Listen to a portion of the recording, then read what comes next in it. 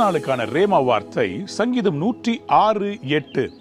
ஆனாலும் அவர் தமது வல்லமையை வெளிப்படுத்தும்படி தம்முடைய நாமத்து நிமித்தம் அவர்களை ரட்சித்தார். அன்பான தேவனுடைய பிள்ளைகளே, இஸ்ரவேல் ஜனங்களை ஆண்டவர் ரட்சிக்க வேண்டிய அவசியம் இல்லை. ஏனென்றால் சிவந்த சமுத்திரத்தின் ஓரத்திலே அவர்கள் கலகம் பண்ணி பேசாம எங்களை எகிப்திலேயே இருக்க விட்டுருக்கலாமேன்னு சொல்லி கம்ப்ளைண்ட் பண்ணாங்க மோசஸ் கிட்ட. இன்னைக்கு நிறைய பேரை ஆண்டவர் வழி நடத்தும் போது சில நேரத்தில் ஆண்டவருக்கு விரோதமாக பேசிடுறோம்ல. எனக்கு இந்த கல்யாணமே நடக்காம இருந்தால் நல்லா இருந்திருக்கும், எனக்கு ஏன் தான் இந்த பிள்ளைங்க பிறந்தாங்களோ, ஏன் தான் இந்த வேலையில் சேர்ந்தனோ, ஏன் தான் இந்த பிஸ்னஸ் ஆரம்பிச்சேனோ. ஆண்டவர் சில பாதைகளிலே நம்ம நடத்தும் போது வழியை உண்டாக்குகிறவராக இருக்கிறார். வழியை பார்க்காமல் தேவன் மேல் பழி சொல்லுவது எவ்வளவு தப்பு. நல்ல கவனிங்க, வேதம் சொல்கிறது சங்கீதம் 106:7, எங்கள் பிதாக்கள் எகிப்திலே உம்முடைய அதிசயங்களை உணராமலும் உம்முடைய கிருபையின் திரட்சியை நினையாமலும் போய் சிவந்த சமுத்திர ஓரத்திலே கலகம் பண்ணினார்கள்.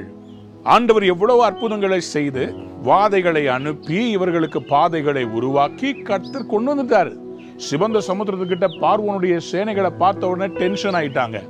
அவர் செய்த அற்புதங்களை எல்லாம் மறந்துட்டாங்க. இன்னைக்கு உங்களுடைய லைஃப்ல இன்னைக்கு வரைக்கும் நடத்தினது யாருங்க?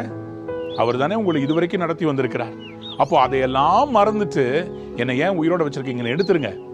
எனக்கு ஏன் நான் பேசாம தற்கொலை பண்ணி செத்துட்டுமா, எங்கேயாவது ஓடி போயிட்டுமா, வீடை மாத்துறது, வேலையை விடுறது, குடும்பத்தினுடைய அன்பானவர்களை விட்டு பிரிந்து வாழ்கிறது, டைவோர்ஸ் பண்றன்றது, கலகம் பண்ணாதீங்க.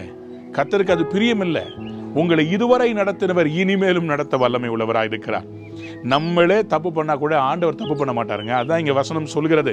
சங்கீதக்காரனாகிய தாவீது இதை உணர்த்தும்படி அதை எழுதி வைக்கிறார். நீங்க கலகம் பண்ணீங்க, ஆனாலும் அவர் தமது வல்லமையை வெளிப்படுத்தும்படி, உனக்காக இல்லைங்க, அவருடைய நாமத்துக்காக, அவருடைய வல்லமையை வெளிப்படுத்தும்படி அவர் என்ன செய்ய போறார்? உங்க வாழ்க்கையில் ஒரு அற்புதம் செய்ய போகிறார். நீங்கள் தவறு செய்திருந்தாலும், நீங்கள் ஆண்டவருக்கு விரோதமாய் என்னதான் செய்திருந்தாலும், நீங்க அவர் பிள்ளை அல்லவா, உங்களை எப்படி விட்டுக் கொடுப்பார்? அவர் தமது வல்லமையை வெளிப்படுத்தும்படி தம்முடைய நாமத்தின் நிமித்தம் அவர்களை ரட்சித்தார். இன்றைக்கு ஒரு ரட்சிப்பு வரப்போறா. பிதாவே ஆண்டவரை கூப்பிடுறீங்களா? அவர் நிச்சயமா உங்களுக்கு ஒரு ரட்சிப்பை கொடுப்பார். இந்த நாளிலே உங்களுடைய கடன்ல இருந்து, உங்களுடைய வியாதியில இருந்து, உங்களுடைய குடும்பத்துல என்ன போராட்டம் இருந்தாலும் சரி, அதுல இருந்து கர்த்தர் உங்களை ரட்சிக்க போறார். உங்களுக்கு ஒரு நல்ல காலம் பிறக்க போதுங்க. உங்களுடைய அற்புதம் இன்னைக்கே நடக்க போகுது. ஆயத்தமா? ஆண்டவர் உங்களை ஆசீர்வதிப்பாராக. Have a wonderful day.